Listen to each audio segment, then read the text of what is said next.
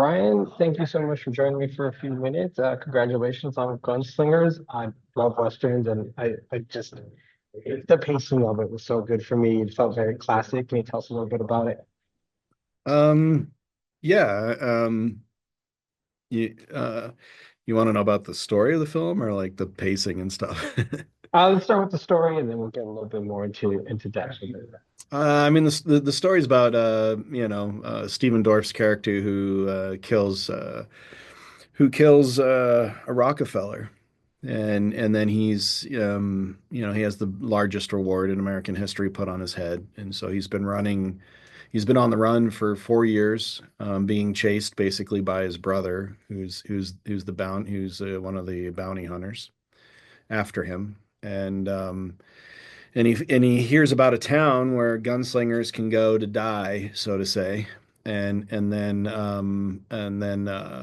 kind of start a new life. So he goes to redemption and goes through their kind of like their process, and but unfortunately his brother finds him along with about 100 other posse guys, and so there's a big war between the outlaws in this town because eventually his brother Robert figures out that this town is filled with wanted criminals, and he figures he's going to collect on all of them, and so it just becomes a huge war. So, Yeah, I really love that twist in the town, that it's kind of a place really to almost figure things out or escape the life that they once had being renegades. And I really enjoy that aspect. Now, in creating a Western for you, what are some of the key things that you looked at to make sure to kind of stay true to the genre?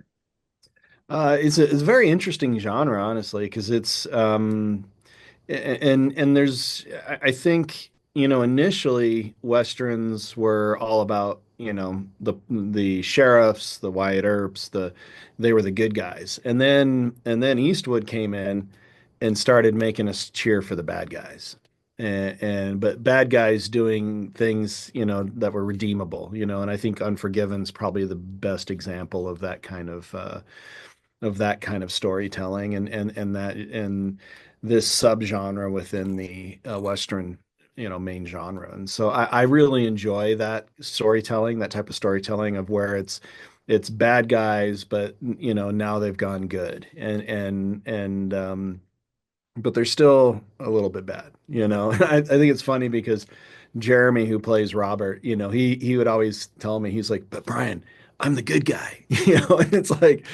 like, well, technically, yeah, technically, but but you're not, so it's that aspect of the story, and especially within the Western genre that is so compelling.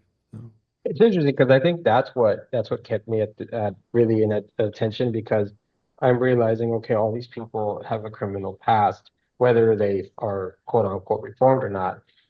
It takes one push maybe to get them on the other way. But then you're right. Robert Keller shows up. He's got an eye patch. He's like, wait a minute, he's trying to bring somebody back, and that's his wife, and just like different little things like that. And that gray area that you guys get to play with, I think, uh, kind of liberates you guys, know, to be able to make more multi-dimensional characters. If I'm not mistaken. Yeah. Yeah, no, I mean all the characters have a lot of layers. I mean a lot of layers, and that's just it is it is so layered with those gray areas that it makes it fun for whom you root for. And then the reason I bring that up because I was really impressed with the fact that we get to peel those layers, and you're really doing it in like just a couple of different sets, sceneries. We're really in this tavern hotel, and then outside, but we really get to know uh, what everyone's going through as the film progresses, as it's necessary. And I think that's really a testament to your work, because if you're working constraintly with a certain budget, that's you're getting. I feel like we're getting the most that was possible. Can you talk to me a little bit about that? Yeah, I know. I mean, this was a tough film to make because it had a lot of stop and starting during the pre-production process. So it was like go go go go go. and then stop, doesn't look like we're going to do it, go, go, go, and then something else, happens and it's like, okay, we're going to do it now, and then stop. And then it was like when we cast Cage, Nick came in and said, I have a very small window because he was due to be on Spider-Man Noir, right after our show. He was going to go on a very small vacation with his son and then go straight to Spider-Man Noir. And if we didn't get him before Spider-Man Noir, we'd have never gotten him. And because he was locked up for I think 9 months or something. I mean, it was a long shoot for him. And so we were like, well, we got to go. We got to go. And so it was like a 2 week prep process. I mean, we had 2 weeks to put this show up, and Kentucky, where we had never shot before. And so it was just like, and fortunately during the stop and start process, we had already found the town and we had started renovating the town. So fortunately, that didn't take place during the 2 weeks. That had taken place 6 weeks prior. So it was like, so that was fortunately already mostly being done. But yeah, from like, okay, we're gonna go officially gonna start, everybody get on a plane. It was 2 weeks we started shooting.